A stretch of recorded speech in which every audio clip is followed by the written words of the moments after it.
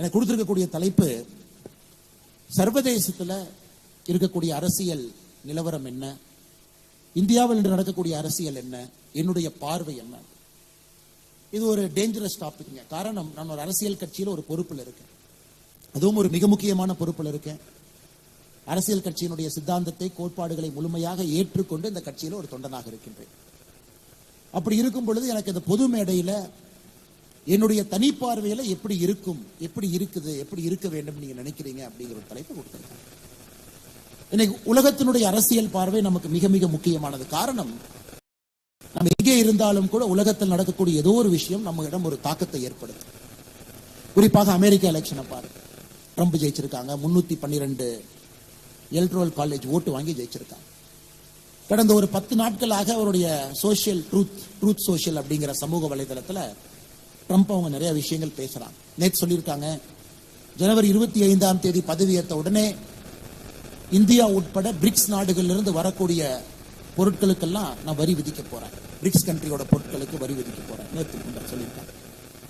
Canada உட்பட எல்லா நாடுக்கும் வரி விதிக்க போறேன், யூகே உட்பட வரி விதிக்க போறேன். இதெல்லாம் ஒரு பக்கம். இன்னொரு பக்கம் பாத்தீங்கன்னா, அரசு இயந்திரத்தையே நான் குறைக்க போறேன். எத்தனை பேர் அமெரிக்கன் கவர்மெண்ட்ல வேலை பார்க்கறாங்க, டவுன் சைஸ் பண்ண போறோம். இது ஒரு பக்கம். முதல் நாள் இல்லீகல் இமிகிரன்ட்ஸ் எல்லாரையும் அமெரிக்காவில இருந்து வெளியேற்ற போறோம். கிட்டத்தட்ட பாத்தீங்கன்னா 12 மில்லியன், 1,20,00,000 பேர் இல்லீகல் மைக்ரேஷன் அமெரிக்கால இல்லீகல் இமிகிரன்ட்ஸா இருக்கிறாங்க. 12 மில்லியன், 1.2 crore முதல் நாள் அத்தனை பேருக்கு அனுப்ப போறோம். இது அரசியல் ஒரு பக்கம். இன்னொரு பக்கம் அரசியல், இங்கிலாந்துல சமீபத்தில் லேபர் பார்ட்டி ஜெயிச்சு அவங்க வந்து அரசியல் உட்கார்ந்துருக்காங்க. அவர்கள் வந்த பிறகு குறிப்பாக நம்ம இந்தியாவிலிருந்து செல்லக்கூடிய எத்தனையோ பேர் இன்னைக்கு இங்கிலாந்துக்கு போறாங்க. ஒரு வருஷத்துக்கு 3 லட்சம் பேர் போறாங்க, படிக்கிறதுக்கு உட்பட, வேலை பாய்ப்பதற்கு உட்பட, அங்கே சென்று பெர்மனண்டா இருக்கலாங்கிற வேற வேற கோணத்துல. அவர்களுடைய விசா ப்ராசஸ்ல இருந்து எல்லாம் ஒரு விஷயம். அங்க யுஎஸ் ஸ்டூடெண்ட்ஸ் போற, யூகேல கடந்த 3 வருஷமா நாம தான் நம்பர் 1. அதிகமான மாணவர்கள், வெளிநாட்டு மாணவர்கள் யுனைடெட் கிங்டம்ல படிக்கிறாங்கன்னா India is number 1. Again China overtake பண்ணி 3 வருஷம் ஆகுது. Australia we are number 1. உலகத்தில் இருக்கக்கூடிய பெரும் நாடுகள்ல எங்க பார்த்தாலும் இன்னைக்கு இந்திய மாணவர்கள் எங்க வேணாலும் பாருங்க. யுனைடெட் கிங்டம் மாதிரி ஒரு சின்ன நாட்டில் 8 மில்லியன் 80 மில்லியன் 8 கோடி பேர் இருக்காங்க. ஒரு வருஷத்துக்கு 3 லட்சம் மாணவர்கள் உள்ள போறாங்கன்னா யோசிச்சு பாருங்க. ஒரு காஃபி கடைக்கு போங்க, அங்க நம்முடைய மாணவர் ஒருத்தர் இருக்கார், பார்ட் டைம் வேலை பார்க்கிறார். ஒரு ஷூ கடைக்கு போங்க, நம்முடைய பார்ட்னர், நம்முடைய பார்ட் டைம் மாணவர் ஒருத்தர் வேலை பார்க்கிறார். நீங்க நம்ப மாட்டீங்க, ஒரு போன வாரம் ஒரு ஜூக்கு போயிருந்தேன். ஜூல பெண்குயினுக்கு ஒரு ஃபிஷ் கொடுத்துட்டு இருந்தார் ஒரு தம்பி, இந்தியன் தம்பி. நான் கூப்பிட்டு கேட்டேன், என்ன பண்ணீங்கன்னா, பார்ட் டைம் ஒர்க், நான் காலேஜில் படிச்சுட்டு இருக்கேன், பெண்குயினுக்கு ஃபீடு பண்றது ஒரு பார்ட் டைம் ஒர்க் இங்கே இருக்கேன். ஜூல பெண்குயின்ல ஃபீடு பண்றதுல ஆரம்பிச்சு எல்லா இடத்திலும் கூட நம்முடைய மாணவர்கள் படிக்கும் பொழுது ஒரு பார்ட் டைம் வேலை அலோவ் பண்றாங்க. அமெரிக்காவில் நடக்குது, இங்கிலாந்து நடக்குது. ஸோ இது இந்தியாவுக்கு மிக மிக புதிது. இத்தனை காலமாக லட்சக்கணக்கான நம்முடைய மாணவர்கள் ஒரு வளர்ந்த நாடுல நம்முடைய அம்பாசிடர்ஸாக, நம்முடைய தூதுவர்களாக, நம்முடைய கலாச்சார தூதுவர்களாக, இந்தியா நாடுன்னு என்னன்னே தெரியாதுங்க. ஒரு வெள்ளக்காரங்க நம்முடைய மாணவர்களை பார்க்கும் பொழுது, ஓ இப்படித்தான் இந்திய நாடு இருக்குமா அப்படிங்கிற ஒரு எண்ணத்தை ஏற்படுத்தக்கூடிய மிக முக்கியமான பணியில நம்முடைய மாணவர்கள் இருக்கிறாங்க. எந்த அளவுக்கு நம்ம கவனம் கொடுக்கிறோம், அந்த அரசியல்ல ஒரு பெரிய தாக்கத்தை ஏற்படுத்துறாங்க. யுனைடெட் கிங்டம் உட்பட அமெரிக்காவில் எத்தனையோ உள்ளாட்சி தேர்தலில் தமிழகத்தை சார்ந்தவர்கள் வெற்றி பெறாங்க. டெபுட்டி மேயரா உள்ளாட்சி பிரதிநிதிகளை வெற்றி பெறாங்க. இது உலகம் முழுவதும் எல்லா இடத்திலும் நடக்குது. ஏன், போன ஆண்டு record year 2023, highest number of Indians, rich Indians வேறொரு நாட்டில் குடியுரிமை வாங்கி செட்டில் ஆயிருக்கிறாங்க. 2 பக்கம் நடக்குது. வெளிநாட்டுக்காரங்க இந்தியாவுக்கு வர்றாங்க, வேலை பார்க்கறவங்க, அங்க தங்கி இருந்தவங்க. இந்தியாவிலிருந்து எத்தனையோ பேர் இன்னொரு நாட்டில் சிட்டிசன்ஷிப் எடுக்கிறாங்க. இந்த சர்வதேச ஒரு அரசியல்ல, சர்வதேச சூழல்ல இன்னைக்கு 2024 நாம் பார்த்து கொண்டிருக்கின்றோம். எப்படி நடக்குது? ட்ரம்ப் அவர்கள் செய்யக்கூடிய ஒரு சின்ன ஒரு டாரிஃப் ரேட் போடுறாரு, நமக்கு எப்படி பாதிக்கும்? கோயம்புத்தூர் இருக்கக்கூடிய எஸ்எம்இக்கு அது எப்படி பாதிக்கும்? சென்னையில் இருக்கக்கூடிய எஸ்எம்இக்கு எப்படி பாதிக்கும்? இன்னைக்கு மேலை நாடுகள் எல்லோரும் கலாச்சாரத்தை முன்னிறுத்தி அரசியல் செஞ்சுட்டு இருக்காங்க. ட்ரம்ப் பொறுத்த வரைக்கும் அமெரிக்கா ஃபர்ஸ்ட் அப்படின்னு ஆரம்பிச்சிட்டார். அமெரிக்காவுக்கு தான் அமெரிக்காவில் முதல் உரிமை, வேறு யாருக்கும் கிடையாது. அமெரிக்கா பார்த்தீங்கன்னா அமெரிக்கா ஃபர்ஸ்ட்னே சொல்ல மாட்டாங்க. இமிகிரன்ட்ஸ் வச்சு வளர்ந்த ஒரு நாடு. இன்னைக்கு ட்ரம்ப் ஒரு ஸ்ட்ராங் நேஷனலிஸ்ட் பாலிடிக்ஸ் கொண்டு வந்திருக்காங்க. ஜெர்மனியில் நடக்குது, இத்தாலியில் நடக்குது. உலகத்தினுடைய பெரிய நாடுகள் எல்லாம் இன்னைக்கு ஒரு இன்வர்ட் லுக்கிங், அந்த நாடு நன்றாக இருக்க வேண்டும், முதல் உரிமை எங்க மக்களுக்கு அப்படிங்கிற ஒரு அரசியலை கையில் எடுக்க ஆரம்பிச்சிருக்கிறாங்க. இதுவும் நமக்கு எப்படிப்பட்ட தாக்கத்தை ஏற்படுத்தும்? இது ஒரு சூழல். இரண்டாவது, இந்தியாவை பொறுத்தவரை நடக்கக்கூடிய அரசியல் ஒரு combination of politics. Anand Ranganathan அவங்க சொன்னாங்க, பாலிடிக்ஸ் ஆஃப் பெர்ஃபார்மன்ஸ். மோடி அவர்கள் உதாரணம். வேலை செய்யறாரு, ஹரியானால ஜெயிக்கிறாங்க, வேலை செய்யறாரு, மகாராஷ்டிரால ஜெயிக்கிறாங்க, வேலை செய்யறாரு, தொடர்ந்து ஜெயிச்சுக்கிட்டே இருக்காரு. இது ஜனநாயகத்தில் நாம் இத்தனை வெற்றியை பெற்ற ஒரு தலைவரை நாம் பார்த்தது கிடையாது. ஏன்னா மக்களுக்கே ஒரு லெவலுக்கு மேல போர் அடிக்கும். தொடர்ந்து இரண்டாவது முறை, மூன்றாவது முறை, நான்காவது முறை, குஜராத் மாதிரி 5 முறை இந்த மாதிரிலாம் ஜெயிக்கிறதுலாம் வாய்ப்பே கிடையாது. அதுவும் ஜனநாயகத்தில் தொடர்ந்து பாலிடிக்ஸ் ஆஃப் பெர்ஃபார்மன்ஸ்ல ஜெயிக்க முடியும்னு காட்டக்கூடிய தலைவர் ஒரு பக்கம், அது ஒரு அரசியல் நடக்குது. இன்னொரு பக்கம் பாலிடிக்ஸ் ஆஃப் அப்பீஸ்மெண்ட், அப்பீஸ் பண்ணி ஜெயிக்க முடியும் அப்படின்னு காட்டக்கூடிய கட்சிகள் ஒரு பக்கம். பாலிடிக்ஸ் ஆஃப் நெப்போட்டிசம், குடும்ப அரசியலை வைத்துக் கொண்டு நாங்களும் ஜெயிப்போம் அப்படின்னு காட்டக்கூடிய அரசியல் ஒரு பக்கம். பாலிடிக்ஸ் ஆஃப் அண்டர் பெர்ஃபார்மன்ஸ், வேலையே செய்யாம எலெக்ஷன் அப்ப பணம் கொடுத்து ஜெயிக்க முடியும் காட்டக்கூடிய அரசியல் ஒரு பக்கம். இந்த நான்கும் கூட நம் கண் முன்னாடி இருக்கக்கூடிய அரசியல். ஒருத்தவங்க ஜெயிக்கிறாங்க, நம்ம மேடையிலிருந்து கிரிட்டிசைஸ் பண்ணா கூட ஒரு கட்சி, ஒரு ஆட்சி, இந்த நான்குல ஏதோ ஒரு துருப்புச்சீட்டை கையில் எடுக்கிறாங்க, அதை மக்கள் மன்றத்தில் வைக்கிறாங்க, அதை சரியான ஒரு கேம்பெயினிங் ஸ்ட்ராட்டஜியை கொண்டு போறாங்க, ஜெயிக்கிறாங்க. ஆனா இதுல மிக மிக முக்கியமானது, இதுல எது நல்லது? இன்னைக்கு ஆனந்த் ரங்கநாதன் அவர்கள் இந்த பாயிண்ட் லைட்டா தொட்டாங்க. எது நல்லது? இன்னைக்கு பாரதிய ஜனதா கட்சியை பொறுத்தவரை 2020ஆம் ஆண்டு அக்டோபர் மாதத்திலிருந்து அசாம் மாநிலத்தில் 37 லட்சம் தாய்மார்களுக்கு மாசத்துக்கு 830 ரூபாய் நம்முடைய பிஜேபி கவர்மெண்ட் கொடுக்கறாங்க. 2020 அக்டோபர்ல இருந்து for 37 lakh women and sisters 830 rupees per month. திமுக எப்ப கொடுக்க ஆரம்பிக்கிறாங்களோ அவர்களுக்கு முன்பதாக இருந்து அசாம். பாரதிய ஜனதா கட்சியினுடைய மத்திய பிரதேசம் பிஜேபி ஆட்சி 2023 மார்ச் மாதத்திலிருந்து 1,29 லட்சம் தாய்மார்களுக்கு மாதம் 1,250 ரூபாய் கொடுக்கிறாங்க. 2024 மார்ச் மாதத்திலிருந்து சத்தீஸ்கர் பாரதிய ஜனதா கட்சியினுடைய ஆட்சி 70 லட்சம் தாய்மார்களுக்கு மாதம் 1000 ரூபாய் கொடுக்கிறாங்க. 2024 ஜூலை மாதம் முதல் மகாராஷ்டிரா மாநிலத்தில் 1,70 லட்சம் தாய்மார்களுக்கு பாரதிய ஜனதா கட்சியினுடைய ஆட்சி 1,500 ரூபாய் மாதம் கொடுக்கிறாங்க. ஒரிசால 2024 செப்டம்பர் மாதத்திலிருந்து பாரதிய ஜனதா கட்சியினுடைய ஆட்சி 80 லட்சம் தாய்மார்களுக்கு வருடத்திற்கு 10,000 ரூபாய் அவங்களுக்கு கேஷ் டிரான்ஸ்பர் நடக்குது. ஒரு பக்கம் இப்ப ஆனந்த் ரங்கநாதன் அவங்க சொன்னாங்க, ஒரு சின்ன ஒரு பாலிடிக்ஸ்ல ஒரு ஃபைன் லைன் வரணும். ஃப்ரீபி எங்க இருக்கு, வெல்ஃபேரிசம் எங்க இருக்கு? ஃப்ரீபியில ஆரம்பிச்சு வெல்ஃபேரிசத்துல முடியுதா, இல்ல வெல்ஃபேரிசத்துல ஆரம்பிச்சு அது ஃப்ரீபியை நோக்கி போகுதா அப்படிங்கிற ஒரு கேள்வி கேட்டாங்க. இன்னைக்கு மோடி அவர்கள் 2014 இருந்து இந்த இரண்டையும் சரிவர செய்யக்கூடிய ஒரு மனிதராக மாறி இருக்கின்றார். இரண்டையும் நாங்க லெப்டிஸ்ட் கவர்மெண்ட் ஒரு பேர் கொடுப்பாங்க. இவங்க லெப்டிஸ்ட், இவங்க வந்தாங்கன்னாவே மக்களுக்கு எல்லாம் சலுகைகள் மட்டும்தான் கிடைக்கும். இது ரைட்டிஸ்ட் கவர்மெண்ட், இவங்க வந்தாங்கன்னா மக்களை கசக்கி பிழுங்கி வருமான வரியெல்லாம் ஏத்தி நான் ரோடு போடுறேன், பாலம் கட்டணும் ரைட்டிஸ்ட் கவர்மெண்ட் சொல்லுவாங்க. இலவசம் என்பது ஃப்ரீபின்னு இருக்காது, வெல்ஃபேர் எக்கனாமிக்ஸ் இருக்காது. ஆனா இன்னைக்கு மோடி அவர்களுடைய ஆட்சி 10 ஆண்டு காலம் யாராச்சும் உன்னிப்பா பாத்தீங்கன்னா அவரே நம்பர் கொடுத்தார். 40 கோடி மகளிருக்கு மேல வங்கி கணக்கு. ஒரு வங்கி கணக்கில் 1,500 ரூபாய் கொரோனா காலகட்டத்தில். 80 கோடி மக்களுக்கு இன்னைக்கு 5 கிலோ அரிசி, 1 கிலோ பருப்பு ஒரு மாசமும். 5 லட்சம் ரூபாய் மருத்துவ காப்பீடு லட்சக்கணக்கான கோடிக்கணக்கான நம்முடைய மக்களுக்கு. 18 கோடிக்கு மேற்பட்ட விவசாய பெருமக்களுக்கு வருஷத்துக்கு 18,000 ரூபாய். இதெல்லாம் ஒரு பக்கம் பார்க்கும் பொழுது மோடிஜி அவர்களை பொறுத்தவரை 2 விஷயத்துல தெளிவா இருக்காங்க. ஒரு பக்கம் உள்கட்டமைப்பு வசதிகள் நடந்துகிட்டே இருக்கணும். 48 லட்சம் கோடி ரூபாய் நம்ம வாங்குற பட்ஜெட்ல அது போயிட்டே இருக்கணும். இன்னொரு பக்கம் கேஷ் இன்ஃபியூஷன் நடக்கணும். ஏன்னா சிஸ்டம் அந்த அளவுக்கு எஃபிஷியன்ட் கிடையாது. நாம் சில பேருக்கு சில நேரத்துல கை தாங்கலாக நிற்க வேண்டிய அவசியம் ஒரு அரசுக்கு இருக்கு, அதை செய்யணும். அதுவும் மிக முக்கியமாக மோடி அவர்களை பொறுத்தவரை இது ஏதோ ஒரு இலவசமாக அள்ளி தெளித்து விட்டு அதன் மூலமாக இது வாக்காக மாறும் என்று சொல்வதை விட இந்த கேஷ் டிரான்ஸ்பர் என்பது கன்சிஸ்டன்டாக ஒரு பாரதிய ஜனதா கட்சியினுடைய ஆட்சியும் நம்ம பார்க்கிறோம். எல்லா தரப்பட்ட மக்களுக்கும் எல்லா விதமான சலுகைகளும் வர வேண்டும் என்று நினைக்கக்கூடிய ஒரு அரசு. இது ஆனந்த் ரங்கநாதன் அவர்கள் இதை ஃப்ரீபி என்று சொன்னால் சொல்வதற்கு முழு உரிமை அவருக்கு இருக்கு. இன்னொரு பார்வையில் அது வெல்ஃபேர் எக்கனாமிக்ஸ் சொன்னாலும் சொல்வதற்கு ஒரு உரிமை இருக்கு. இன்னைக்கு அரசியல் கட்சிகள் பார்த்தீங்கன்னா எக்ஸாக்டா அந்த மிடில் கோர்ட்ல நிக்கிறோம், சென்டர் கோர்ட்ல நின்று பார்த்து கொண்டிருக்கின்றோம். எதை எப்படி கொண்டு வரணும், எப்படி டிசைன் பண்ணணும். எல்லாம் இலவசமாக செல்லும் பொழுது என்ன ஆகும்? இல்ல இலவசமா ஒண்ணுமே இல்ல, வெல்ஃபேர் எக்கனாமிக்ஸே கிடையாது, ஒன்லி இன்ஃப்ராஸ்ட்ரக்சர் டெவலப்மெண்ட் என்று சொல்லும் பொழுது என்ன ஆகும்? இந்த காலகட்டத்தில் இன்னைக்கு இந்திய அரசியல் இருக்கு. இதை ராகுல் காந்தி அவர்கள் போன்றவர்கள் அடுத்த கட்டம் எடுத்துட்டு போக பார்க்கிறாங்க. அதாவது அனைத்தும் இலவசமாக கொடுக்க முயற்சி பண்றோம், நாட்டில் எந்த விதமான வளர்ச்சி இல்லை என்றாலும் கூட அதை பத்தி நீங்க கண்டுக்காதீங்க. 60 லட்சம் கோடி எம்எஸ்பி எல்லா விவசாய பொருளுக்கும் கொண்டு வந்த 60 லட்சம் கோடி. ஆனா இன்னைக்கு விவசாய பொருள் 23 பொருளுக்கு எம்எஸ்பி இருக்கு. அதே கிட்டத்தட்ட 15 லட்சம் கோடி ரூபாய் இருக்கு.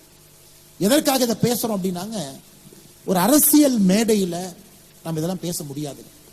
அரசியல் மேடை, திமுகவுடைய மேடை எப்படி இருக்கும்னா, ஸ்டாலின் அவங்க இருக்கிறாங்கன்னா ஒரு பேப்பர் கையில் இருக்கும், மத்திய அரசு திட்டியா 1, வடக்கு தெற்கு சொல்லிட்டியா 2, ஹிந்தி திருப்பி பேரு.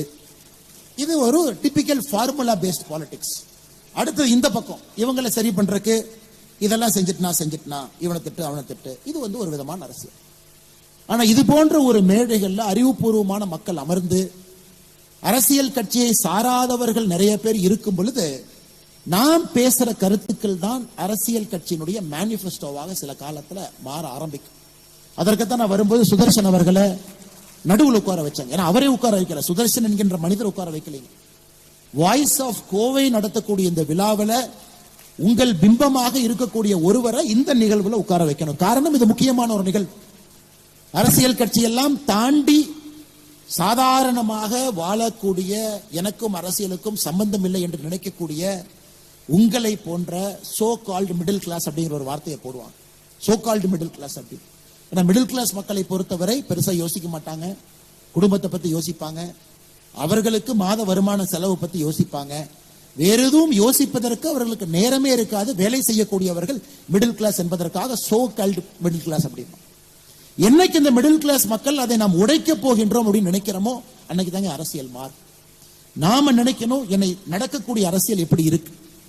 48 லட்சம் கோடி ரூபாய் பட்ஜெட் எப்படி போடுறாங்க, தமிழ்நாட்டில் 3 லட்சம் கோடி ரூபாய் பட்ஜெட் திமுக அரசு எப்படி போடுறாங்க, அந்த பட்ஜெட்ல எந்தெந்த பணம் எங்க போகுது, தமிழ்நாட்டில் உள்கட்டமைப்பு இருக்கா, அதே நேரத்தில் வெல்ஃபேர் எக்கனாமிக்ஸ், மகளிருக்கு, பெண்களுக்கு, குழந்தைகளுக்கு தேவையானது நடக்குதா, அதே நேரத்தில் ஆரம்ப கல்வி சிறப்பா இருக்கா, அதே நேரத்தில் சுத்தமான சுகாதாரம் இருக்கக்கூடிய ஒரு நல்ல ஒரு மருத்துவ வசதி நமக்கு கிடைக்குதா, இதெல்லாம் நாம் பேசக்கூடிய கேள்விகளா இருக்கணும். ஆனா நீ தமிழ்நாடு அரசியல் பார்த்தீங்கன்னா இது எதுவுமே கிடையாது. இந்த 3 மாத காலம் நான் வெளியே படிக்க சென்றிருந்த பொழுது பார்த்தீங்கன்னா, ஒரு சக்சஸ்ஃபுல் ஆக்டர் பாலிடிக்ஸ் வந்துட்டாரு, ஒரு failed actor deputy chief minister ஆயிட்டார். இன்னைக்கு வந்தீங்கன்னா பத்திரிகை நண்பர்கள் கேட்கிற முதல் கேள்வியும் சினிமாவை சுத்தி தான் இருக்கு.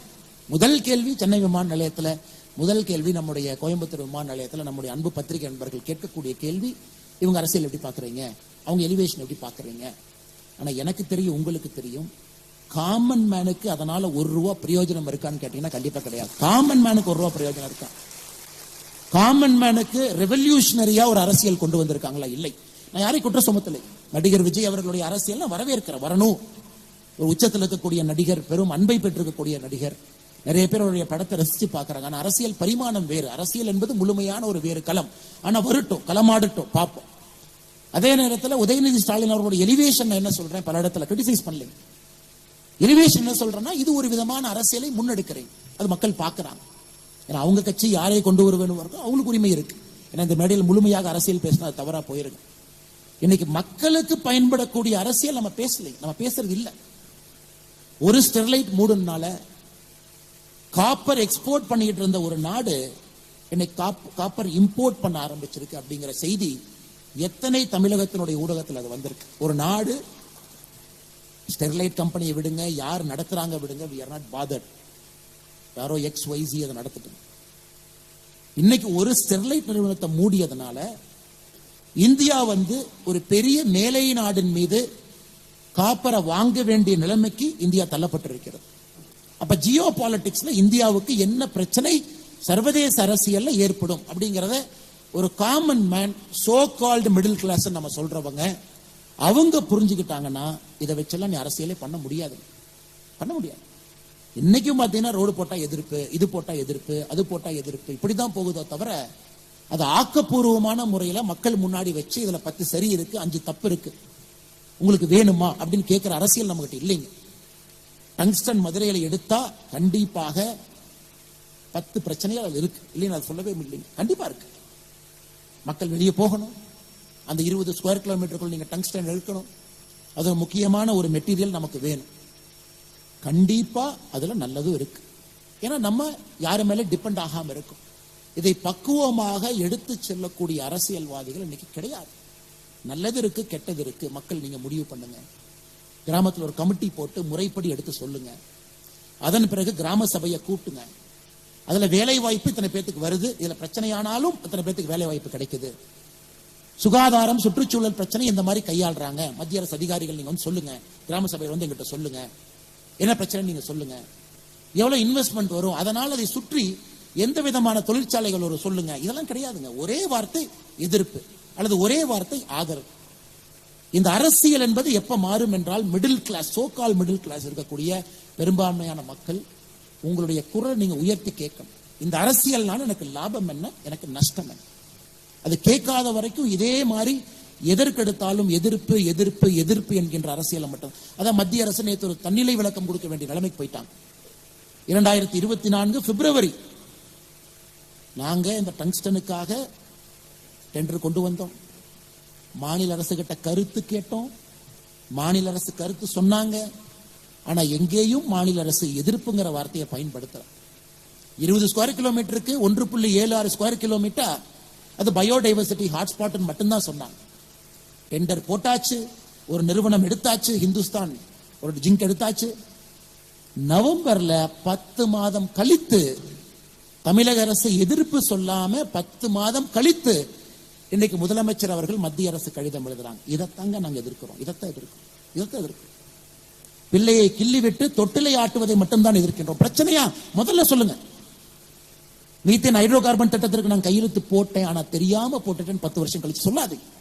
அதன் பிறகு பாரதிய ஜனதா கட்சியினுடைய தலைவர்கள், தொண்டர்கள் டெல்லி போய் சண்டை போட்டு அந்த மீத்தேன் திட்டத்தை நிறுத்த வேண்டிய கட்டாயம் எங்களுக்கு வந்திருக்காங்க. டெண்டர் இஷ்யூ பண்ணது உங்களுக்கு. அதனால எந்த அரசியல் கட்சியும் குறை சொல்லாம இன்னைக்கு ஆக்கப்பூர்வமான அரசியல் தான், அதை நாம சயின்டிபிக்கா பேசணும். கண்டிப்பா எதனாலையும் 100% லாபம் கிடையாது, எதனாலையும் 100% நஷ்டம் கிடையாது. எதை எடுத்தாலும் இட்ஸ் a காம்ப்ரமைஸ், சென்ட்ரல் இருக்கும். தொழிற்சாலை வந்தா பிரச்சனை தான், ஆனா வேலை வாய்ப்பு வரும். சுற்றுச்சூழல் கெடும், என்னதான் சொன்னாலும் 1% கெடும். தொழிற்சாலையும் வேண்டும், வேலை வாய்ப்பு வேண்டும். அதே நேரத்தில் சுற்றுச்சூழலும் கெடக்கூடாது, மக்களும் அந்த இடத்தை விட்டு போகக்கூடாது, பூர்வீக குடிகள். இதை பேசக்கூடிய அரசியல்வாதிகள் இன்னைக்கு நம்ம கிட்ட இருக்காங்களா? கிடையாது. விரல் விட்டு என்ன முடியுங்களா தமிழகத்துல? கிடையாது. அதனால் என்னுடைய அன்பான வேண்டுகோள், வாய்ஸ் ஆஃப் கோவை வருகின்ற காலத்துல இந்த மேடையில நிறைய அரசியல் கட்சியை சார்ந்த எல்லா விதமான சித்தாந்தம் இருக்கக்கூடியவங்க. ஒரு அரசியல்வாதி தமிழ்நாட்டினுடைய மேடையில சொல்றார், நான் 5 பெருமாள் கோயிலை இடிச்சேன் அப்படின்னு. அவரே வந்து பேச சொல்லுங்க, தவறு கிடையாது. எங்களை போன்ற எத்தனையோ மனிதர்கள் சொல்றோம், தமிழகத்துல பாரதிய ஜனதா கட்சி தலைமையிலான பாரதிய ஜனதா கட்சி கூட்டணி இங்கே வரும் பொழுது தமிழகத்துல என்டோமென்ட் போர்டு அப்படிங்கறது இருக்காதுன்னு சொல்றோம். எங்ககிட்ட கேளுங்க. அப்ப என்டோமென்ட் போர்டு இல்ல, ஹெச்ஆர்என்சி சட்டம் இருக்காதுன்னா என்ன செய்ய போறீங்கன்னு கேளுங்க, பதில் சொல்ல வேண்டியது எங்களுடைய கடமை. பிளான் இருக்கா உங்ககிட்ட? இல்ல சும்மா உங்க பாட்டுக்கு வாய்க்கு வந்ததெல்லாம் பேசிட்டு ஹெச்ஆர்என்சி ஆக்ட் இருக்காது, என்டோமென்ட் போர்டு இருக்காதுன்னா அதை யார் நிர்வகிப்பாங்க? அவங்களே உட்கார வச்சு கேளுங்க. இரண்டிலையும் பேசாம மாட்டாம சென்ட்ரல்ல சுத்துறாங்க. இன்னைக்கு பாத்தீங்கன்னா புது அரசியல் என்ன, கிச்சரி பாலிடிக்ஸ். இந்த வடிவேலு சொல்ற மாதிரி தென்னை மரத்துல ஒரு குத்து, பனை மரத்துல ஒரு குத்து, இந்த சித்தாந்தத்துல கொஞ்சம், அந்த சித்தாந்தத்துல கொஞ்சம், இந்த தலைவர் போட்டோ இங்க போடு, இந்த தலைவர் போட்டோ இங்க போடு, மொத்தமா 10 தலைவர் போட்டோ போட்டா யாரு நம்மளை கிரிட்டிசைஸே பண்ண மாட்டாங்கிற அரசியல் கட்சிகளும் இங்க வந்திருக்கு. அவங்களே கூப்பிட்டு கேளுங்க. அது எப்படிங்க ரச சாதத்தையும் தயிர் சாதத்தையும் சாம்பார் சாதத்தையும் கலந்து வச்சுட்டு இது புது ஐட்டம்ல எப்படிங்க சாப்பிடுவாங்க? ரச சாதம் சொல்லுங்க, சாம்பார் சாதம் சொல்லுங்க, தயிர் சாதம் சொல்லுங்க, 3 சேர்த்து மக்கள் சாப்பிடுவாங்கன்னா சாப்பிட மாட்டாங்க. அந்த அரசியல் உலகத்துல எங்கேயும் ஜெயிச்சது கிடையாது. அதனால் எல்லோரும் வர வேண்டும். அடுத்த ஆண்டு வாய்ஸ் ஆஃப் கோவை இது நடத்தும் பொழுது நிச்சயமாக வேறு வேறு சித்தாந்தம் இருக்கக்கூடிய அரசியல் கட்சிகள், தலைவர்கள் எல்லோரும் ஒரு மேடையில் vision for Tamil Nadu, vision for Coimbatore, நீங்க என்ன கொண்டு வருவீங்க? எதிர்ப்பு எதிர்ப்பு எதிர்ப்புன்னு சொல்லி என்னாச்சுங்க? இந்தியாவில் வெட் கிரைண்டர்ல தலை சிறந்த நகரமாக இருந்த கோயம்புத்தூர் இன்னைக்கு வெட் கிரைண்டர் நகரமாக அகமதாபாத் மாறி இருக்கு. எத்தனை பேர் இந்த புள்ளி விவரத்தை பாக்குறீங்கன்னு தெரியல. அகமதாபாத் மேனுஃபேக்சர்ஸ் மோர் வெட் கிரைண்டர்ஸ் தென் கோயம்புத்தூர். கேள்வி கேளுங்க அரசியல்வாதி கிட்ட. பவர்ல இருக்கிறவங்க, பவர்ல இல்லாதவங்க, பவருக்கு வரணும்னு நினைக்கிறவங்ககிட்ட கேளுங்க, எங்க கோட்டை விட்டோம், ஏன் கோட்டை விட்டோம், எதற்காக குஜராத் கோயம்புத்தூருடைய வெட்ரென்ற இடத்தை எதற்காக எடுத்திருக்கு, எந்த பாலிசியில தப்பு பண்ணோம். வெட்ரென்றுக்கு வரக்கூடிய கல் எடுக்கக்கூடாது, அங்க திருப்பூர் பக்கத்துல அதுக்கு ஒரு சட்டம் போடுவோம், கல் எடுக்க முடியாது. வெட்ரென்று எப்படிங்க செய்யறது? அதற்கு மாநில அரசே கோர்ட்ல ஒரு பக்கமா நிற்பாங்க. அதனால நான் ரொம்ப டீட்டெயிலா போக விரும்பலை. கோயம்புத்தூருடைய வளர்ச்சி எதிர்பார்க்கும் அளவுக்கு இருக்கா?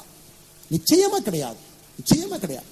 இந்த ஊருடைய எஜுகேஷன் பொட்டன்ஷியலுங்க, இந்த ஊருடைய எஜுகேஷன் பொட்டன்ஷியல், இந்த ஊர்ல இருக்கக்கூடிய இன்ஜினியரிங் காலேஜஸ், இந்த ஊர்ல இருக்கக்கூடிய ஆர்ட்ஸ் காலேஜஸ், கோயம்புத்தூர்ல இருக்கக்கூடிய ஈகோ சிஸ்டம், அந்த ஈகோ சிஸ்டத்திற்கு கோயம்புத்தூர் உண்மையாலும் அந்த அளவுக்கு வளர்ந்திருக்கான்னு கேட்டீங்கன்னா சின்ன குழந்தையும் கூட சொல்லும் வளரவில்லை.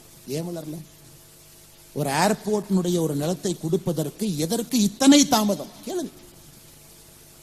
ஆட்சிக்கு வரும்பொழுது 73 விமான நிலையம், இன்னைக்கு 151 கட்டியாச்சு, 151 கட்டியாச்சு. கோயம்புத்தூர் நிலம் இப்ப வந்திருக்கு. ஏன் எவ்வளவு டிலே? இன்னைக்கு எல்லா இடத்துலையும் மாடல் ரயில்வே ஸ்டேஷன் கட்டாங்க. கோயம்புத்தூருக்கு அந்த அறிவிப்பு வர இருக்கிறது. மாடல் ரயில்வே ஸ்டேஷனுக்குள்ள போயிட்டீங்கன்னா அங்கேயே 5 ஸ்டார் ஹோட்டல் இருக்கும், அங்கேயே நீங்க ரூம் இருக்கலாம், அங்கேயே நீங்க மீட்டிங் போட்டுக்கலாம், அங்கேயே ஷாப்பிங் காம்ப்ளெக்ஸ் இருக்கும், ட்ரெயின் எல்லாம் ஒரே டெர்மினல்ல வந்து வெளியே போகும். இன்னைக்கு கோயம்புத்தூருக்கு இவ்வளவு தாமதமாக வருவதற்கான காரணம் என்ன? இதெல்லாம் வாய்ஸ் ஆஃப் கோவையினுடைய ஒரு வாதமாக இருக்க வேண்டும் என்பது என்னுடைய அன்பான வேண்டுகோள். காரணம், சம்பந்தப்பட்டவங்க இது போன்ற மேடையில வந்து பதில் சொல்லும். செஞ்ச நன்மைகள் என்ன, செஞ்ச தீமைகள் அப்படின்னா பாலிடிக்ஸ் ஒரு அக்கௌண்டபிலிட்டி வருங்க. இல்லாட்டி இந்த ஜாதி இந்த கூட்டணி வச்சிருந்தா இப்படி ஓட்டு, இந்த ஜாதி இப்படி ஓட்டு போடுவாங்க, அந்த அரசியலுக்குள்ள நம்ம போக ஆரம்பிச்சோம் அப்படின்னாங்க பெர்ஃபார்மன்ஸ் பேஸ்ட் பாலிடிக்ஸ் அது கிடையாது. அது அப்படியே போயிட்டே இருக்கு. கோயம்புத்தூர் போன்ற வளர வேண்டிய நகரங்கள் இன்னும் பின்தங்க ஆரம்பிக்கும். அதனால் வருகின்ற காலத்துல நிச்சயமாக நீங்கள் இதை செய்ய வேண்டும் என்கின்ற அன்பான வேண்டுகோளை இந்த நேரத்தில் உங்கள் முன்னால் வைப்பது என்னுடைய கடமையாக கருதுகின்றேன். சமீபத்திலங்க நானும் ஒரு பல்கலைக்கழகத்துக்கு சென்று படிச்சுட்டு வந்தேன். நிறைய பேர் கேட்டாங்க, படிக்கிறதுக்கு போகணுமா, அரசியல்வாதியாக இருந்து படிக்க போகணுமா? எல்லாரும் படிச்சாங்களா? அரசியல் தலைவர்கள் எல்லாம் படிச்சாங்களா? இல்ல தமிழகத்தில் இருக்கக்கூடிய பெரும் மேதை கர்ம வீரர் காமராஜர் ஐயா படிச்சாங்களா? ஒரு எதிர்கட்சி நண்பர் என்கிட்ட குற்றச்சாட்டு வச்சார் பத்திரிகை மூலமா. நான் சொன்னேன், அண்ணா நான் காமராஜர் ஐயா இல்லைங்கன்னா ஒரு கால் செருப்பில் இருக்கக்கூடிய அழுக்குக்கு பக்கத்தில் இருக்கக்கூடிய ஒரு ஆள் நான். அதனால அவரு படிக்காம இருந்திருக்கலாம், பட் நான் போய் படிச்சுட்டு வரேங்க ஐயான்னு. சமீபத்தில் அங்க இருக்கும் பொழுது ஒன்றை பார்த்தங்க. ஒரு பேப்பர், ஒரு ஆட். அன்னை தமிழ்நாட்டை ஆள பிறந்தவரே, ஆரியம் வென்ற திராவிட திருமகனே, இளைஞர்களின் எழுச்சி நாயகனே, ஈடு இணையற்ற வெற்றி சரித்திரமே, உடன் பிறப்புகளின் உயிரோவியமே, ஊருலகம் மெச்சும் கொள்கை வீரனே, எல்லாருக்குமானவரே, ஏற்றம் தரும் நாயகரே, ஐந்தெழுத்து மந்திரமே, ஒட்டுமொத்த தமிழர்களின் நம்பிக்கையே, ஓய்வறியா உழைப்பின் திராவிட தலைமுறையே, ஔதாரியம் நிறைந்தவரேன். சரி, வழக்கமா திமுக யாரோ ஆடு போடுறாங்க, இது வழக்கமா. யாரப்ப அந்த ஆடு கொடுத்தான்னு பார்த்தா அண்ணன் பிடிஆர் பழனிவேல் தியாகராஜன். அப்புறம் நான் கேட்டேன், இதுக்கு தான் அமெரிக்கால படிக்க போனீங்களா?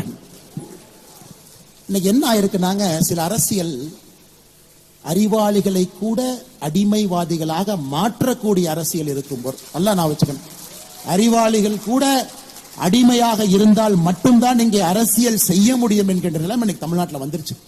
அண்ணன் பிடிஆர் அவள் குறைய சொல்லுங்க, மெத்த படித்தவர், பெரும் நிறுவனத்தில் பணி செஞ்சவர், கண்டிப்பாக தமிழகத்தினுடைய பினான்ஸ் மினிஸ்டர் இருந்தாங்க, ஐடி மினிஸ்டர் இருந்தாங்க, எந்த குறையும் சொல்லுங்க. எக்ஸ்ட்ரீம்லி ஒரு காம்பிட்டன்ட் ஒரு ஹியூமன் பீயிங், அச்சீவ்மெண்ட் நிறைய இருக்கு, குடும்பம் அது போன்ற, அப்பா அந்த மாதிரி. இன்னைக்கு உண்மையை சொல்ல வேண்டும் என்றால் பிடிஆர் பழனிவேல் தியாகராஜன் அவர்கள் சொந்த தொகுதியில பணம் கொடுக்காம ஜெயிக்கிறார். அது உண்மை, அது பாராட்டு, அவரை பாராட்டு. மாற்று கட்சியாக இருந்தாலும் மாற்று சித்தாந்தம் இருந்தாலும் கூட பணம் கொடுக்காம ஒரு மனுஷன் எலெக்ஷன் ஜெயிச்சுட்டு வர்றாருன்னா பிடிஆர் ஜெயிக்கிறார். அதெல்லாம் அந்த பிளஸ் மார்க்லாம் நம்ம போட்டுடலாம். ஆனா மைனஸ் மார்க் பாருங்க, அவரையும் இது போன்ற எழுத வைத்திருக்கிறார். அவரையும் இது போன்ற, அவருக்கும் உதயநிதி ஸ்டாலினுக்கும் தராஸ் தட்டில் உட்கார வச்சு கம்பேர் பண்ண. அதனால் தயவு செய்து இதை நான் ஒரு அரசியல் மேடையாக நான் பயன்படுத்துறேன்னு தவறா நினைச்சுக்காதீங்க. உள்ள இருக்கக்கூடிய உந்துதலை சொல்லுகின்றேன். ஒரு இளைஞன் இங்க இருக்கிறாங்க, வெளியே நிக்கிறாங்க. ஒரு நடுத்தர குடும்பத்தில், விவசாய குடும்பத்தில் அந்த இளைஞன் பிறந்திருக்கின்றான், சகோதரன் சகோதரி. அரசியலுக்கு வர வேண்டும் என்கின்ற ஆசை அந்த குழந்தைக்கு இருக்குன்னா, அமெரிக்கா இங்கிலாந்துலாம் 2 ரூட்டுங்க. படிச்சு மேல போய் உன்னை சாதிச்சு அரசியலுக்கு வரலாம். 90% அந்த ரூட்ல தான் வருவாங்க. 90% பெர்ஃபார்மன்ஸ் பாலிடிக்ஸ் படிப்பாங்க, ஒரு வேலை பார்ப்பாங்க, பேர் வாங்குவாங்க. ஒரு காலகட்டத்திற்கு பிறகு அரசியலுக்கு வர வேண்டும், மக்களுக்கு சேவை செய்யணும், இந்த ரூட். ஆனா தமிழ்நாட்டில் பார்த்தீங்கன்னா இந்த ரூட் பொய் என்பதை நாம் தொடர்ந்து ஊர்ஜிதம் செய்து கொண்டிருக்கின்றோம். அடிமையாக ஒருத்தவங்களுக்கு ஜால்ரா போடணும், அவர்கள் நல்லவர்கள்னு சொல்லணும், இது போன்ற மந்திரமே நாயகரே இந்த மாதிரிலாம் எழுதணும்.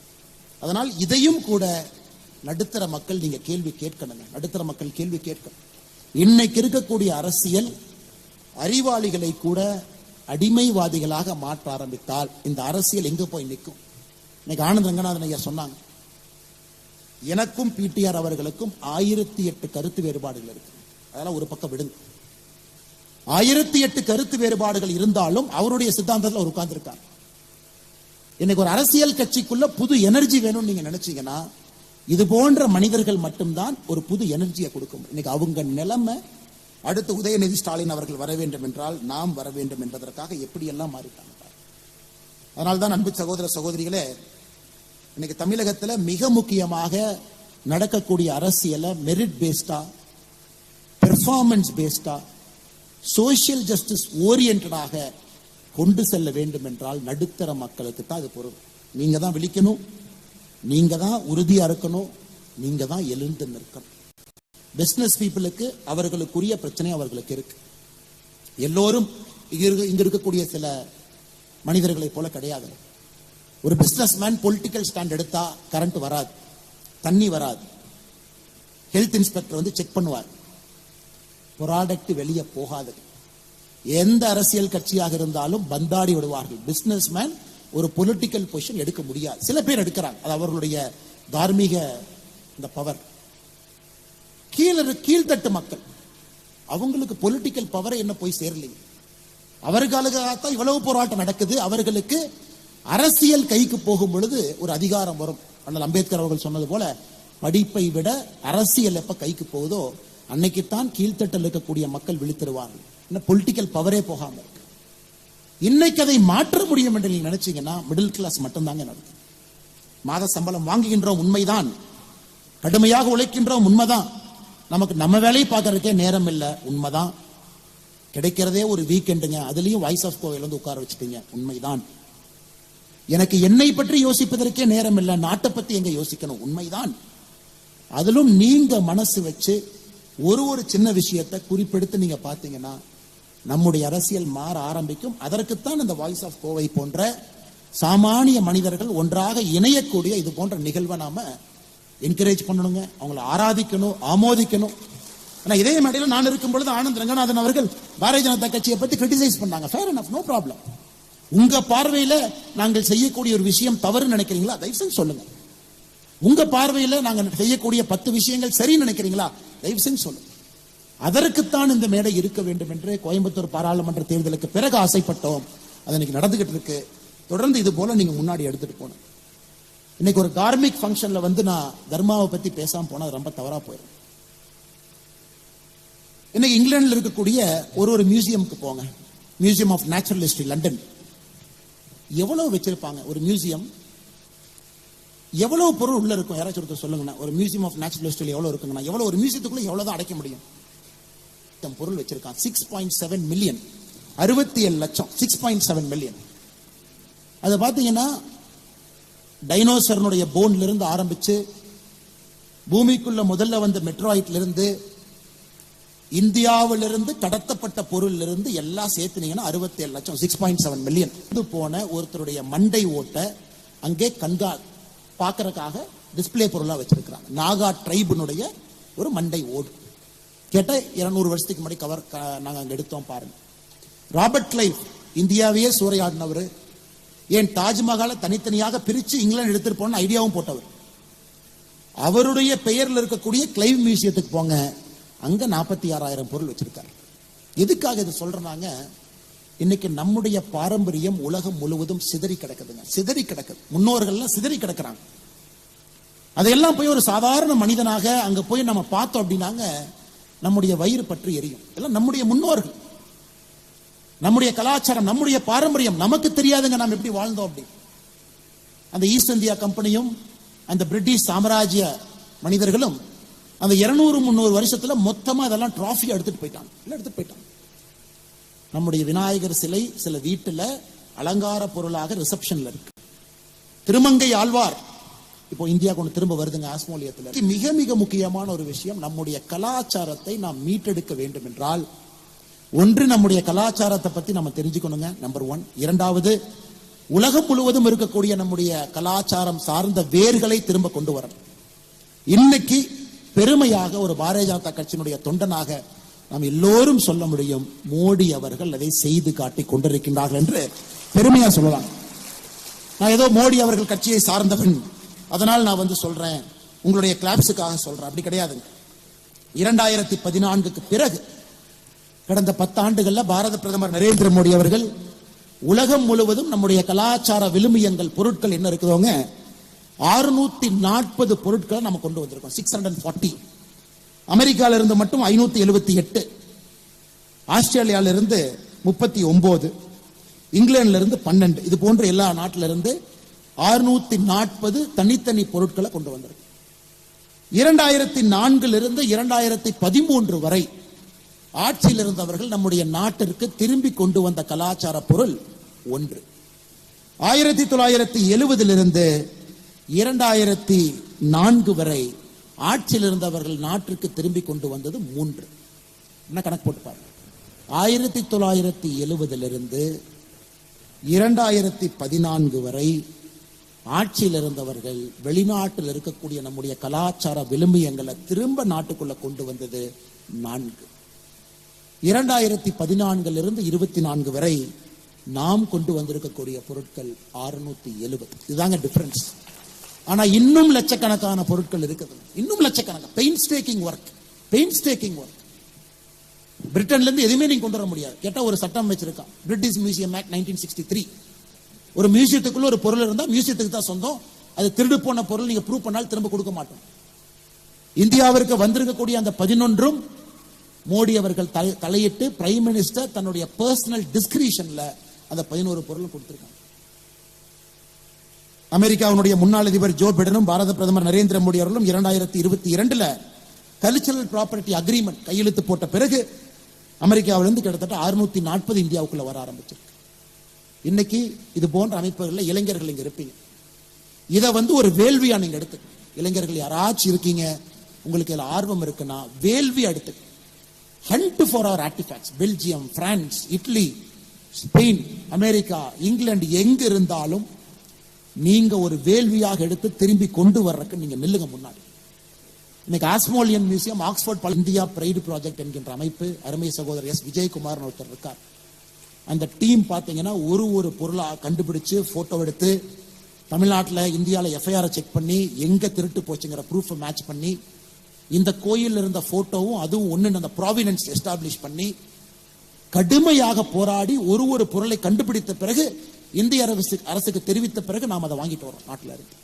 இப்ப திருமங்கை ஆழ்வார் ஆஸ்மோலியன் மியூசியத்திலிருந்து இன்னும் ஒரு 2-3 மாதங்கள்ல தமிழ்நாட்டு காஞ்சிபுரத்துக்கு ஜம்முன்னு திருமங்கை ஆழ்வாருடைய வரவு எங்க இருக்கும். அதனால் இதை நீங்க மறந்துடாதீங்க. நம்ம ஏதோ பெரிய விஷயங்களை பேசினாலும் கூட இங்க இருக்கக்கூடிய நம்முடைய இளைஞர்கள் இது ஒரு வேள்வியா நீங்க எடுத்துக்கணும். கலாச்சாரத்தை மீட்டு கொண்டு வருவது, இங்க இருக்கக்கூடிய கலாச்சாரத்தை பேணி காட்பது, இரண்டையும் நீங்க செஞ்சா மட்டும்தாங்க அடுத்த தலைமுறைக்கு நாம் நேற்றிலிருந்து பேசக்கூடிய சனாதன தர்மமாக இருக்கட்டும், நேற்றிலிருந்து பேசக்கூடிய நம்முடைய அந்த மண்ணினுடைய தன்மையாக இருக்கட்டும், அடுத்த தலைமுறை இன்னும் 1000 ஆண்டுகள் கழிச்சு இன்னொருத்தருக்கு தெரியும்னாங்க நம்முடைய முன்னோர்கள் எப்படி வாழ்ந்தாங்க அப்படிங்கறது நீங்க சொன்னா மட்டும்தான் அவர்களுக்கு தெரியும். இல்லை என்றால் நிச்சயமாக அவர்களுக்கு தெரிவதற்கு வாய்ப்பு இல்லை. அதனால் இதையும் செய்யணும், அரசும் செய்யுது. அரசுனால எல்லாத்தையும் செய்ய முடியாதுங்க. தனி மனிதர்களுடைய ஒத்துழைப்பு, தனி மனிதர்களுடைய ஈடுபாடு வேண்டும் கலாச்சார பொருட்களை திரும்பி கொண்டு வருவதற்கு. அதிலும் நிச்சயமாக நீங்கள் கவனம் செலுத்துவீர்கள் என்கின்ற முழு நம்பிக்கை. கடைசியா ஒரே ஒரு விஷயத்தை உங்கள் முன்னால் வைக்க வேண்டும் என்பது என்னுடைய அன்பான ஒரு வேண்டுகோள். ஆக்ஸ்போர்ட் பல்கலைக்கழகத்தில் முதல் நாள்ல நடந்து போகும்பொழுது ஒருத்தர் டூர் கைடு வந்தார். அவர் எங்க 11 பேர்த்துக்கு இதாங்க ஆக்ஸ்போர்ட் பல்கலைக்கழகம், உலகத்திலேயே ரொம்ப பழமையான பல்கலைக்கழகம் இதாங்க அப்படின்னாரு. நான் கேட்டேன் எத்தனை வருஷம்னு கேட்டேங்க. 900 வருஷம் அப்படின்னாரு. 1000 வருஷம் இருக்கலாம், ஆனா 900 வருஷம் எங்ககிட்ட ப்ரூஃப் இருக்கு அப்படின்னாரு. இன்னைக்கு வேர்ல்ட்ஸ் ஓல்டஸ்ட் யூனிவர்சிட்டி ஆக்ஸ்போர்ட், இன்னைக்கு வேர்ல்ட்ஸ் பெஸ்ட் யூனிவர்சிட்டி ஆக்ஸ்போர்ட். தொடர்ந்து பார்த்தீங்கன்னா நம்பர் 1 யூனிவர்சிட்டியா இருக்காங்க. ஆக்ஸ்போர்ட், கேம்பிரிட்ஜ், ஸ்டான்ஃபோர்ட், ஹார்வர்ட் இவங்கெல்லாம் இருக்கிறாங்க. எல்லா படைப்புகள் அங்கதான், விஞ்ஞானம் அவங்க தான். அவங்க சொல்றதுதான் தப்பு சரி. நம்ம போடுற கோவிட் வேக்சின் ஆக்ஸ்போர்ட்ல இருந்து செஞ்சு வர்றாங்க, ஆக்ஸ்போர்ட்ல செஞ்சுட்டாங்க, சரி நம்ம எல்லாரும் அந்த ஊசி போட்டிருக்கோம். இன்னைக்கு மேலை நாட்டில் இருக்கக்கூடிய அறிவு களஞ்சியங்கள், பொக்கிஷங்கள் பல்கலைக்கழகங்களாக மாறி ஆரம்பித்திருக்குது. இந்தியால இன்னைக்கு முதலாக நம்ம யோசிக்க ஆரம்பிக்கிறோம், நம்முடைய பல்கலைக்கழகங்களும் வேர்ல்டு கிளாஸா வரணும். குவெஸ்ட் வேர்ல்டு யூனிவர்சிட்டி ரேங்கிங் 400ல 11 தான் இன்னைக்கு இந்தியா இருக்குதுங்க. ஒன்லி 11. மோடி வருவதற்கு முன்பு அது 2, இன்னைக்கு அது 11. ஆனா ஒரு மனிதன் ஒரு சக்கரத்தை இழுக்க முடியாது. ஒரு மோடி என்கின்ற மனிதன் ஒரு கப்பலை திருப்ப முடியாது. ஒரு மோடி அடுத்த 25 ஆண்டுகள் அவங்க சொல்றதுதான் பிபி ஒரு காலத்துல 120/80 சரி, நாங்க இன்னைக்கு 130/70 சரிங்கிறாங்க. கேட்டா ஆக்ஸ்போர்ட்ல சொல்லிட்டாங்க, கேம்பிரிட்ஜ் சொல்லிட்டாங்க. அதனால இன்னைக்கு இங்க இருக்கக்கூடிய நாம் எல்லோரும் ஒரு சபதம் எடுக்கணும். We will build a country of knowledge அப்படிங்கறதா நம்முடைய சபதமா இருக்கணும். அறிவு சார்ந்த ஒரு நாட்டை நாம் கட்டமைக்க வேண்டும். அறிவு சார்ந்த நாடு, அறிவு சார்ந்த நாடு. நாம் செய்யக்கூடிய வேலையில் அறிவு சார்ந்த ஒரு பொருளா இருக்கணும். இதுவும் மிடில் கிளாஸ் தாங்க செய்ய முடியும். நாம் செய்யக்கூடிய வேலையில பெரிய தொழிலதிபர்கள் முன்னறிக்கையில் இருக்காங்க. அவங்க கிட்ட வேலை பார்த்தா கூட பேட்டன்ட் ஃபைலிங்க்கு நானே இருக்கணும். நம்ம குழந்தை படிச்சா கூட நல்ல ப்ராஜெக்ட் ரிப்போர்ட் எழுதுப்பா, பேருக்கு ஏதோ ஒரு ப்ராஜெக்ட் ரிப்போர்ட் எழுதி மார்க்காக கொடுக்காத சொல்லணும் நம்ம வீட்டில். அதனால அடுத்த 25 ஆண்டுகள் இந்த விக்ஷித் பாரத் 2047 அது நடக்க வேண்டும் என்றால் அறிவு சார்ந்த ஒரு சமுதாயத்தை கட்டமைத்தால் மட்டும்தான் அது நடக்கும் என்பதை இங்க இருக்கக்கூடிய நாம் எல்லோரும் புரிந்து கொள்ள வேண்டும். ஜப்பான் எடுத்துக்கங்க, 1995ல $5 trillion அமெரிக்காவை நெருக்கிட்டாங்க. இன்னைக்கு ஜப்பான் $4 trillion. உலகத்தில் பார்த்திருக்கீங்களா? ஒரு மேலை நாடு 1995 இருந்து 2024 29 வருஷத்துல $1 trillion இழந்திருக்கு ஜிடிபி. 5 trillion to 4 trillion சரிஞ்சிட்டாங்க. Argentina developed country to developing country சரிஞ்சிட்டாங்க.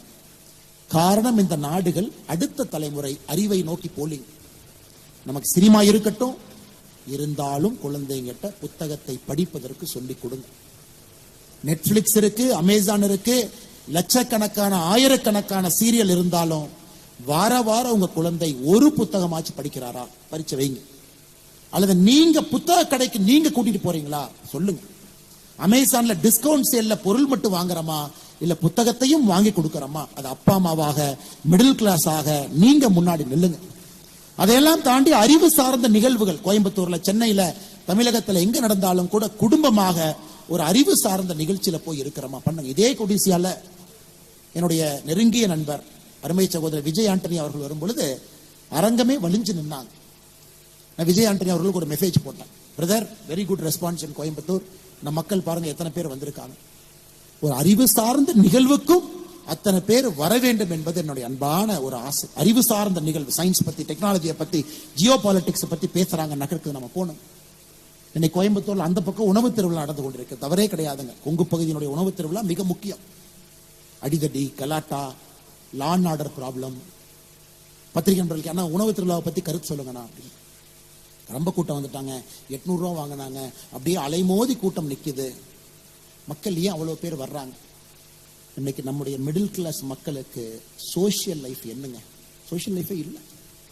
நல்ல பார்க் இருக்கா? கிடையாது. நடப்பதற்கு இடம் இருக்கா? கிடையாது. 1000 ஏக்கர் பூங்கா இருக்கா நகரத்தினுடைய மையப்பகுதியில வெளியே குழந்தைகளை கூட்டிட்டு போலாம்? கிடையாது. ஒரு வேர்ல்டு கிளாஸ் ஸ்போர்ட்ஸ் இன்ஃப்ராஸ்ட்ரக்சர், அருமையான ஒரு ஸ்போர்ட்ஸ் இன்ஃப்ரா வச்சிருக்கோம். எல்லா விதமான ஸ்போர்ட்ஸ் ஒரு 150 ஏக்கருக்குள்ள பில்டு பண்ணிருக்கோம். சாட்டர்டே சண்டே குழந்தைகள் விளையாடுவதற்கு வாய்ப்பு கிடையாது. நகரத்துக்குள்ள பொல்யூஷன் இல்லாம போக முடியுமா? நாங்கள் நன்றாக வாழ்வதற்கு என்ன கொடுக்குறீங்கன்னு நீங்க கேளுங்க. இது ரொம்ப முக்கியம். அதுவும் சோகால் மிடில் கிளாஸ் தாங்க கேட்க முடியும். So called middle class. நீங்க எடின்பரா போங்க, எடின்பரா போங்க. 1700 ஒரு சட்டம் போட்டு பப்ளிக் பாத்வே, பப்ளிக் பார்க்க உருவாக்கணும். 1700 சட்டம் போட்டிருக்காங்க. 1700 இருந்து விடுபட்டு இயற்கையோடு ஒன்றி நடந்தால் மட்டும்தான் அறிவு சார்ந்த விஷயங்கள் அவர்களுடைய மனதில் எழும்புகிறார். எப்பங்க 1707 எடின்பரால சட்டம் போட்டு பப்ளிக்ல பூங்கா கட்டுறோம். எத்தனையை கொண்டு வர்றாங்க, எத்தனை சட்டம் இன்னைக்கு இந்தியாவில் அது வேணுங்க. ஒரு நகரமும் கூட, நான் தொடர்ந்து எலெக்ஷன்ல இருந்து சொல்லிட்டு வர்றதுங்க, ஒரு நகரமும் கூட கான்கிரீட் காடுகளாக மாறி, கான்கிரீட் காடுகளாக. அதையும் நீங்க தான் கேட்கணும். நீங்க கேட்கலீங்கன்னா, நீங்க பேசலன்னா யாரும் உங்களை கேட்கவே மாட்டாங்க. நீங்க பேசலைன்னா அவங்களுக்கு தெரியும் இதுக்கு ஒரு டிக்கு, இதுக்கு ஒரு டிக்கு, வடக்கு தெற்கு ஒரு டிக்கு, ஹிந்தி திணிப்பு ஒரு டிக்கு, எல்ஐசியில் யாரோ கிளர்க்கு ஹிந்தி லெட்டர் எழுதுனா அவனுக்கு ஒரு டிக்கு, டங்ஸ்டன் கொடுத்தாங்க அதுக்கு ஒரு டிக்கு. இப்படித்தான் அரசியல் இருக்குமோ தவிர நீங்கள் பேசாத வரை இது அறிவு சார்ந்த அரசியலாக மாறுவதற்கு வாய்ப்பு கிடையாது. அதனால் என்னுடைய அன்பார்ந்த மிடில் கிளாஸ் நண்பர்களே, மக்களை இப்படிதாங்க சொல்லணும். வாய்ஸ் ஆஃப் கோவையாக இங்க வந்திருக்கக்கூடிய எல்லா அறிவு சார்ந்த அன்பு சொந்தங்களே, நண்பர்களே, தமிழக அரசியலை மாற்றக்கூடிய வலிமை உங்களுடைய கைக்கு மட்டும் இல்லைங்க. எல்லாம் சொல்லுவாங்க கைக்கு இருக்குன்னு. கை கிடையாதுங்க, வாய்க்கு இருக்கு. நீங்க பேசணும்.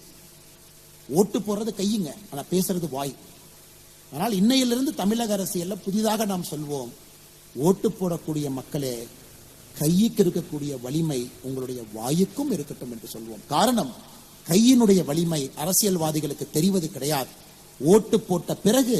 ஆனா நீங்க பேச ஆரம்பிக்கணும். அதற்கு இது போன்ற ஒரு ஃபோரம், இது போன்ற அமைப்புகள், இது போன்ற ஒரு நல்ல ஒரு மக்கள் கூடியிருக்கக்கூடிய சந்தர்ப்பத்துல வேறு வேறு கருத்துக்கள் பேசக்கூடிய மக்கள் மேடையின் மீது வந்து பேசுங்க, கிரிட்டிசைஸ் பண்ணுங்க, தைரியமா பேசுங்க, நல்லது சொல்லுங்க, கெட்டது சொல்லுங்க, கோவைக்கான விஷன் சொல்லுங்க, இந்தியாவுக்கான விஷன் சொல்லுங்க, என்ன வேண்டும் என்று சொல்லுங்கள். நிச்சயமாக அது நடக்கும். காரணம், அரசியல்வாதிகள் தான் ஸ்மார்டஸ்ட் பொலிட்டிக்கல் அனிமல். காட்டுல வந்து யானை ஷார்ப்பு கிடையாதுங்க, அரசியல்வாதி தான் ஷார்ப்பு. ஏன்னா மக்கள் என்ன யோசிக்கிறாங்கன்னு பார்த்தோமே கண்டுபிடிச்சிருவாங்க. ஆனா நம்ம யோசிக்கணும், அதை வெளியே காட்டணும். காட்ட ஆரம்பிச்சீங்கன்னா மிடில் கிளாஸை நோக்கி அரசியல் வர ஆரம்பிக்கும், உங்களுடைய ஏற்றத்திற்காக வர ஆரம்பிக்கும். நாம வந்து வயசானதுக்கு அப்புறம் பணக்காரங்களாகி பிரச்சனை இல்லைங்க. சைனா பாருங்க, they have become rich but they have become older. இன்னைக்கு இந்தியாவில் எவ்வளவு பெரியவங்க, 60 வயசுக்கு மேல எவ்வளவு பெரியவங்க இருக்கிறாங்க. அந்த பெரியவர்களுக்காக ஒரு சமுதாயத்தை உருவாக்கி இருக்கிறோமா? கிடையாது. பெரியவர்களுக்காக நடைபாதை கிடையாது, பெரியவர்களுக்காக பூங்கா கிடையாது. 60 வயதிற்கு மேல 80, 90, 100 வரை சேஃபா, செக்யூரா பெரியவர்கள் வாழ்வதற்கு ஒரு நகரத்தினுடைய கட்டமைப்பு இருக்கா? கிடையாது. அப்ப பெரியவர்கள் பேசணும், பெரியவர்கள் பேசணும். எத்தனை பேர் வெளியே போகும்போது எல்லாம் நம்ம வந்து இன்ஹேல் பண்றாங்க, எவ்வளவுலாம் இன்ஹேல் பண்றோம், எவ்வளவு வெஹிக்கிள் பொல்யூஷன்.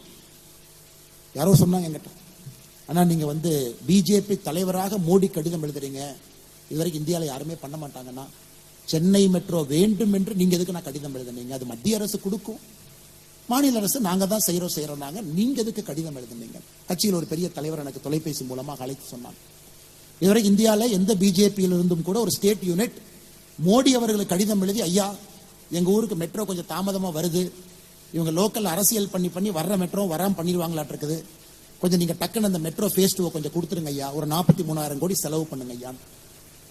தமிழ்நாடு பாரதிய ஜனதா கட்சி சார்பாக நாங்கள் கடிதம் எழுதினோம். காரணம், எங்களுக்கு அது சரி என்று பட்டது.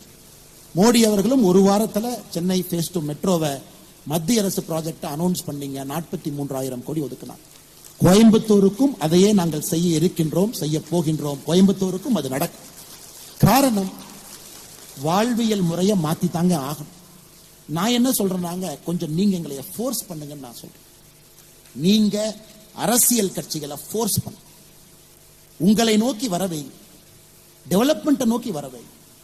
குறிப்பாக உங்களுடைய வாழ்வியல் முறையில உங்கள் வாழ்க்கை நன்றாக இருப்பதற்கு என்ன தேவையோ அதை நோக்கி கொண்டு வருவதற்கு அரசியல் கட்சிகளை தள்ளுங்க. அதற்கு இந்த வாய்ஸ் ஆஃப் கோவை போன்ற பல பிளாட்ஃபார்த்தை நீங்க ஏற்பாடு செய்யுங்க. அதே நேரத்தில் ஏதாச்சும் ஒரு அரசியல் கட்சியை பத்தி தவறா சொல்லிதான் மன்னிப்பு கேட்டுக்கிறேங்க. நோக்கம் வந்து எந்த ஒரு அரசியல் கட்சியும் புண்படுத்த வேண்டும் என்கிற நோக்கம் கிடையாது. அதே நேரத்தில் அரசியல் எப்படி மாறி இருக்கிறது என்பதை சுற்றி காட்டுவதற்கு சில எடுத்துக்காட்டுகளை சொல்ல வேண்டிய கட்டாயம். அதனால்தான் அண்ணன் பிடிஆர் அவர்களை பேரையும் பயன்படுத்தினுங்க, இதையும் காமிச்சேன். இல்லைன்னா அண்ணன் மார்க்கெட்டிங் பண்ணி 2வது முறையும் காட்டுறாருன்னு நினைக்காதீங்க. இருந்தும் எனக்கு இது மனதில் அது பட்டுச்சு, அது உங்களிடம் சொல்ல வேண்டும் என்பது என்னுடைய ஆசையாக கூட இருந்துச்சு. இது நிறைய பேர் மிக கடுமையாக உழைத்திருக்கின்றார்கள். குறிப்பாக அருமை சகோதரர் சுதர்ஷன் அவர்கள். சுதர்ஷன் அவர்களை பொறுத்தவரை ஒரு சக்சஸ்ஃபுல் மார்க்கெட்டிங் ஒரு பர்சன். அவருக்கென்று தனியாக ஒரு நிறுவனம் இருக்கு. ஆனா இன்னைக்கு எல்லோரையும் ஒருங்கிணைத்து எல்லோரும் இணைந்து இது போன்ற ஒரு நிகழ்வை கோயம்புத்தூர் நடத்தி காட்ட முடியும் என்பது மற்ற ஊருக்கு இது ஒரு எக்ஸாம்பிள். திருநெல்வேலி, மதுரை, எல்லா ஊரிலையும் அந்தந்த குரலாக நிறைய இயக்கங்கள் வருவதற்கு கோயம்புத்தூர் முன்னோடியாக இருக்கட்டும். அதுக்கு அருமை சகோதரர் சுதர்ஷன் அவர்களுக்கு முதல் நன்றியை தெரிவிச்சுக்கணும். நான் சொல்லியிருந்தேங்க, 1 மாசம் முன்னாடியே சொன்னேன். நான் சொன்னபடி உங்களுக்கு லண்டன், துபாய் வந்து துபாய், சென்னை வந்து சென்னை, கோயம்புத்தூர் வந்து நேரடியாக இங்கே வந்து இந்த நிகழ்ச்சியில் நான் பங்கேற்று விட்டேன். காரணம், உங்களுடைய உழைப்பு, இது நடக்க வேண்டும், இதை என்கரேஜ் பண்ணணும் அப்படிங்கிறதா நோக்கங்க. அதே போல அருமை சகோதரி மேல ஸ்மிருதி இருக்காங்க, தீபா அவங்க இருக்காங்க, ஜிசி குரூப் கேப்டன் வெங்கடேஷ் அவங்க இருக்கிறாங்க, பாலசுப்ரமணியம் அவர்கள், முரளி அவர்கள், ராதா மேடம் அவர்கள், சிவராமன் அவர்கள், கீதா அவர்கள், எல்லோருக்கும் இந்த நேரத்தில் என்னுடைய அன்பார்ந்த நன்றிகளை, வாழ்த்துக்களை தெரிவித்துக் கொள்கின்றேன். மிக முக்கியமாக தினமலர் பத்திரிகை, உண்மையினுடைய உரைகளாக இருக்கக்கூடிய தினமலர் ஒரு பெரிய ஒரு ஆதரவு இந்த நிகழ்வை கொடுத்திருக்கிறாங்க. அவர்களுக்கும் இந்த நேரத்தில் நெஞ்சார்ந்த நன்றி. வந்திருக்கக்கூடிய பத்திரிகை நண்பர்கள், எல்லா பத்திரிகையை சார்ந்த பத்திரிகை நண்பர்கள் இந்த நிகழ்ச்சிக்கு ஆக்கம் ஊக்கம் கொடுத்திருக்கிறாங்க. எல்லா பத்திரிகைக்கும் இந்த நெஞ்சார்ந்த நன்றிகளை தெரிவித்துக் கொள்கின்றேன். இந்த நிகழ்ச்சிக்கு வந்திருக்கக்கூடிய எல்லா அன்பு தலைவர்கள், தொண்டர்கள் முன்னாடி இருக்கிறாங்க, நன்றி தெரிவித்துக் கொள்கின்றேன். அரசியல் சாராதவர்கள் வந்திருக்கிறீங்க, உங்களுக்கும் நன்றி தெரிவிச்சுக்கிறேன். அடுத்த ஆண்டு எல்லா அரசியல் கட்சி தலைவர்களையும் கூப்பிடுங்க, எல்லா அரசியல் கட்சியும் பேச வைங்க, எல்லோரும் அவங்களுடைய விஷயத்தை சொல்லட்டும். அதன் மூலமாக மக்களுக்கு ஒரு தெளிவு கிடைக்கட்டும். அதன் மூலமாக நல்ல ஒரு அரசியல் தமிழகத்திற்கு வரட்டும். வாய்ப்பு கொடுத்தவங்க எல்லோருக்கும் நன்றி தெரிவித்து என்னுடைய உரையை முடித்துக் கொள்கின்றேன். நன்றி, வணக்கம். பாரத் மாதா கி.